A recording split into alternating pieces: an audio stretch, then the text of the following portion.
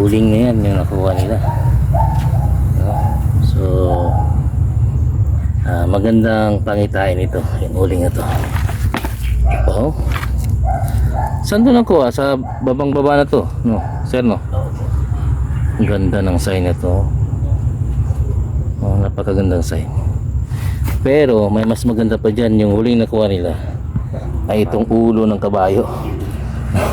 May bunga nga po. Oh.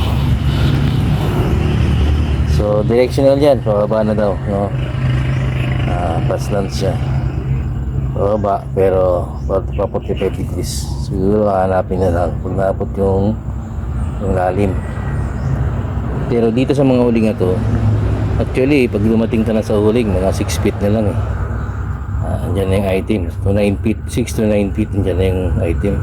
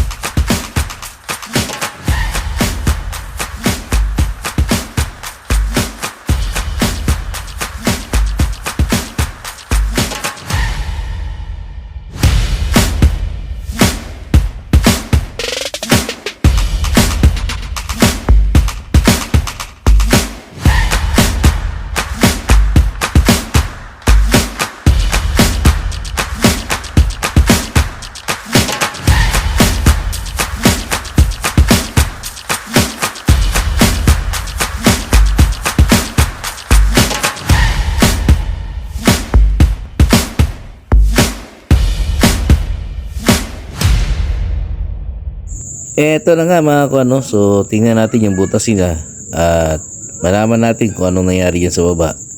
No, napakagaling, nilagyan nila ng mga braces yung butas nila para safety yung digger. Halika, panoorin natin mga kuha. Eto na nga mga kuano, so update tayo dito sa ating location na kung saan nakita ng yung cement na may, saan na ba yun sir? Ito.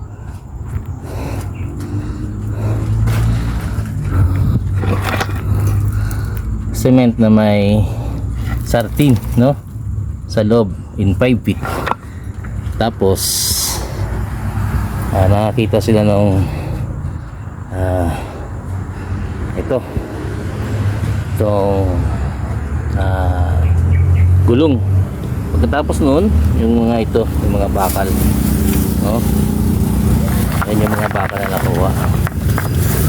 At pagkatapos ng mga bakal mga nakuha ay ito yung uling. Ito mga kuha, uling. Ayan, uling na yan yung nakuha nila, no? So magandang pangitain ito yung uling na to. Oh, saan doon nakuha? Sa babang baba na to, no sir, no? Ang ganda ng sign na to. Oh, napakagandang sign. Pero may mas maganda pa dyan. Yung huling nakuha nila ay itong ulo ng kabayo. May bunga nga po. Oh. So directional yan, pababa na daw, no?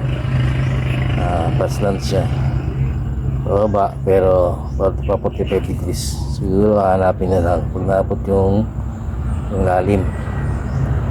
Pero dito sa mga huling na to, actually pag dumating ka na sa huling, mga 6 feet na lang eh. Andyan na yung item, to 9 feet, 6 to 9 feet, andyan na yung item. Ayan yung mga huling. So hindi yan sino ba naman, no? Huling yan, sino ba naman ang maglibing pa niyan sa ilalim, no? Sinunog na kahoy yan, uling, no? So ayan, matigas na kahoy yan mga kuha. At yung pinakahuli, itong hard. Ayan, no? So titingnan natin ulit yung butas. Pwede pa ilaw, sir?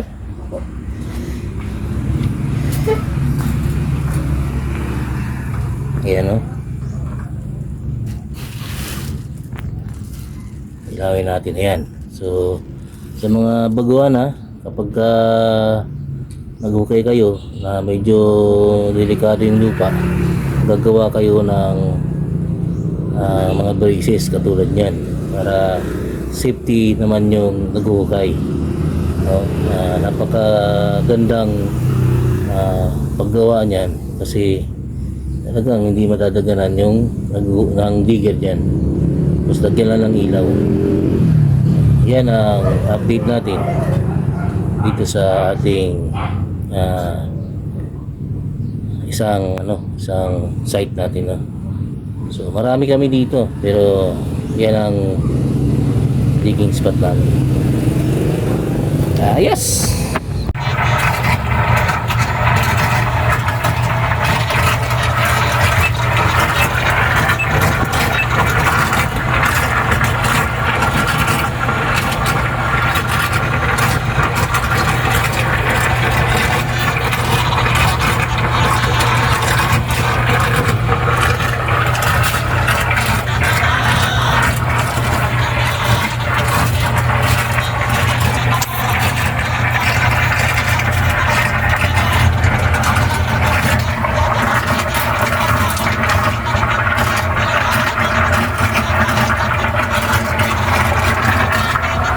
Panawag ang bag.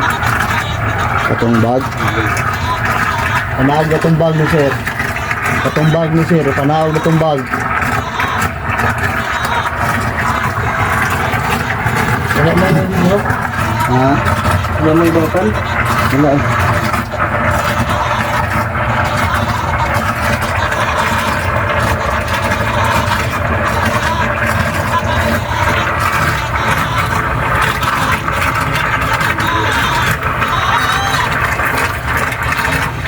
Kasi naman yung mga bakal ng kuwan. Kaya ka-play na.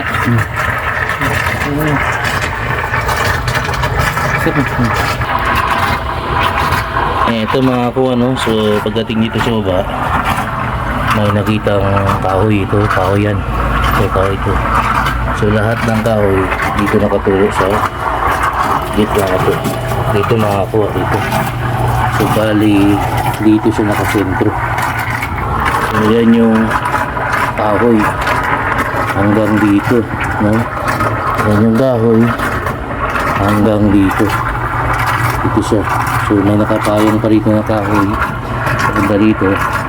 Dito rin nakaturo. Pero inabot na namin yung tubig. Pero ang maganda dito, maraming sign na nakuha. Dito sa bato may nakuha dito. Makikita lang sana. Sana yun.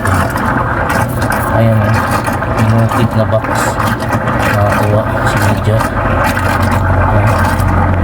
Sinadya dito. So mamaya marami pa mga side. Tingnan natin sa taas. Sa mga baguhan dyan, no? Ang pag-walling ay ganito, no? Professional na walling na ito, no? Tignan nyo mga kuha, hindi makakalusot yung buhangin. Ay yung digger natin. So ganyan yung pag-walling, no? Ito. So walang takas na nakakalusot ang buhangin at di ka rin madadagalan ng buhangin. Ganyan yung pag-walling para hindi safe, para safety kayo sa mga professional na pag-digging. Ganito na pag-walling. Kahoy lang ito mga to. Ayan. So kailangan nyo magputol ng kahoy. Tapos ang dito 2-3 pinag isa dito, isa lang dito, pinagdikit na yan, dikit.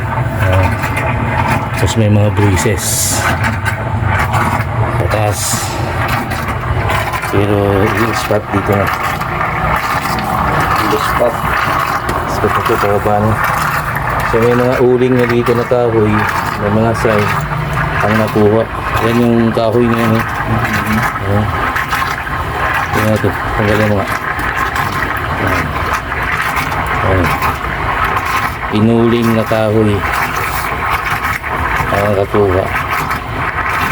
Ayan.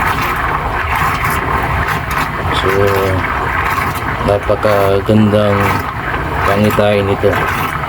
Inuling niya na kayo sinunog para hindi mabulok. Ganyan na siya kahit palumipas sa mga panahon.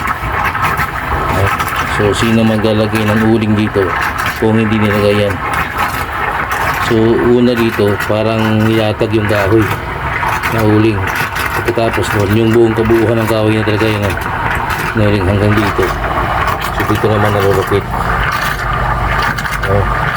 So hanapin na lang to. Pwede na ito siya pagtyagaan ng pagtyagaan, matrabaho na talaga. Para safety digger, gumawa kami ng bowling. Parang tinatawag namin life saver, no? Yan. Para safety digger. And kahit nagugno-ugno pa yung mga balas dyan, doon lang sa likod yan pupunta. Hindi dito. So kahit pababa ka dyan, safety pa rin. No? So ayos mga ko.